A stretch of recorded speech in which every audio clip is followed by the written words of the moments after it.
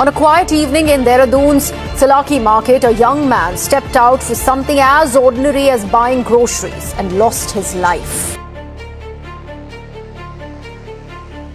नमस्कार। आज हम बात करने वाले हैं भारत के एक बहुत ही गहरे और कह सकते हैं एक गंभीर मुद्दे की, नस्लीय भेदभाव की। ये एक ऐसी कड़वी सच्चाई है जो हाल ही की एक दर्दनाक घटना के बाद फिर से सबके सामने आ गई है। तो शुरुआत करते हैं प्रद्योत किशोर देवबर्मा के इस बयान से। जब दुनिया क्रिसमस मना रही थी, त्रिपुरा एंजल चाकमा का शोक मना रहा था। ये एक लाइन इस पूरी कहानी का दर्द और इसकी गंभीरता को बताने के लिए काफी है। तो चलिए इस पूरे मसले को समझने की शुरुआत करते हैं उस एक शख्स की कहानी से जो इस जटिल मुद्दे का केंद्र बन गया। ये कहानी है एंजल चाकमा की। सिर्फ 24 साल के थे, त्रिपुरा के रहने वाले, MBA कर रहे थे, सपने देख रहे थे एक आम नौजवान की तरह।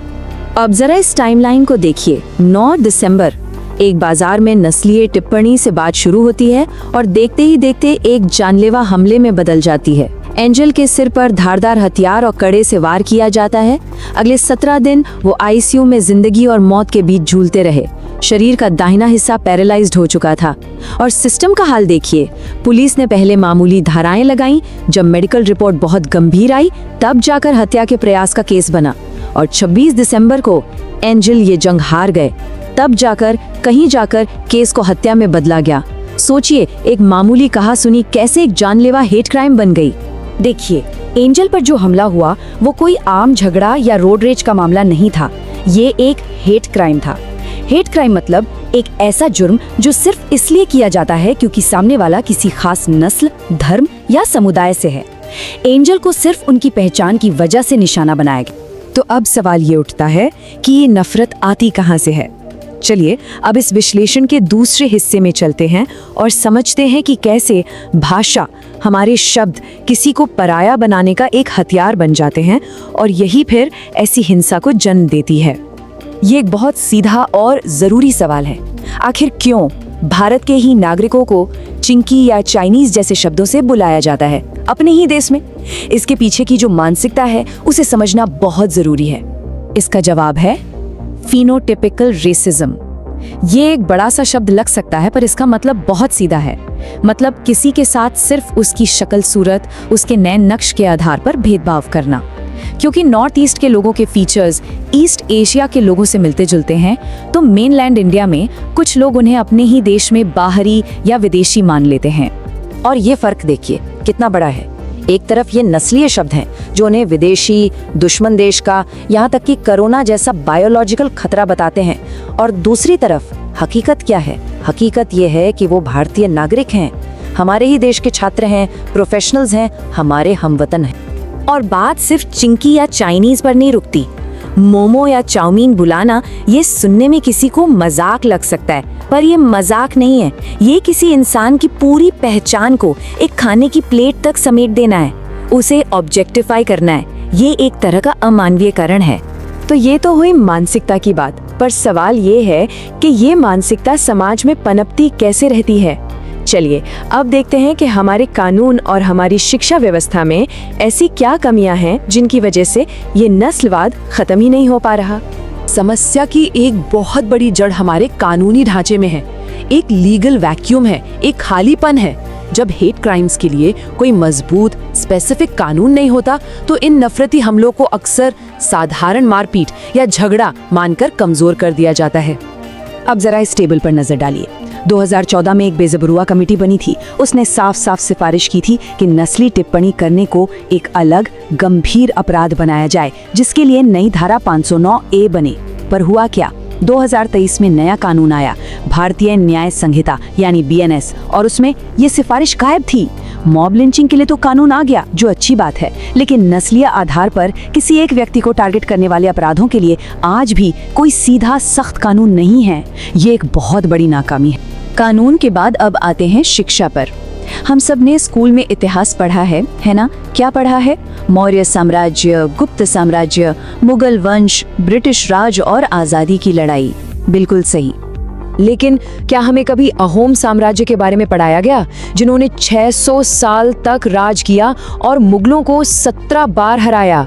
या फिर मणिपुर के शेर वीर टिकेंद्रजीत सिंह के बारे में, या 17 साल की शहीद कनक लता बरुआ के बारे में?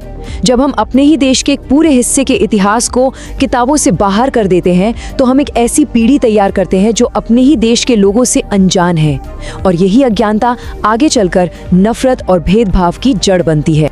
तो अब वक्त है उस सबसे बड़े झूठ को तोड़ने का कि नॉर्थ ईस्ट के लोगों का भारत की कहानी में कोई योगदान नहीं है। चलिए अब कुछ ऐसे तथ्य देखते हैं जिन्हें कोई भी झुठला नहीं सकता। ये कहानी जो सुनाई जाती है कि नॉर्थ ईस्ट भारत के इतिहास में बस एक मूक दर्शक था, ये सरासर एक झूठ है। सच तो ये है कि इस देश की मिट्टी के लिए उन्होंने अपना खून बहाया है। नाम सुनिए, वीर टिकेंद्रजीत सिंह, जिन्हें 1891 में अंग्रेजों से लड़ने के लिए फांसी दे दी गई। कनकलता बरुआ सिर्फ 17 साल की थीं जब 1942 में तिरंगा फहराते हुए उन्हें गोली मार दी गई। रानी गाइदुनिलियू, जिन्होंने अपनी जिंदगी के 14 साल अंग्रेजों की जेल में बिताए। और ये मत भूलिए कि भारतीय राष्ट्रीय सेना ने आजाद भारत की जमीन पर पहला झंडा मणिपुर के मोइरांग में ही फहराया था।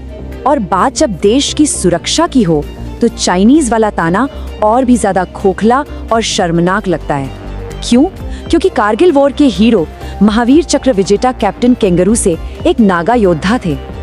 भारतीय सेना की सबसे बहादुर रेजिमेंट्स में से असम रेजिमेंट और नागा रेजिमेंट है। 1962 की जंग में जब चीन ने हमला किया था तो अरुणाचल के लोग ही थे जो सेना के साथ चट्टान बनकर खड़े थे। जो लोग चीन के खिलाफ सरहद पर खड़े हैं उन्हें ही चाइनीज कहा जाता है।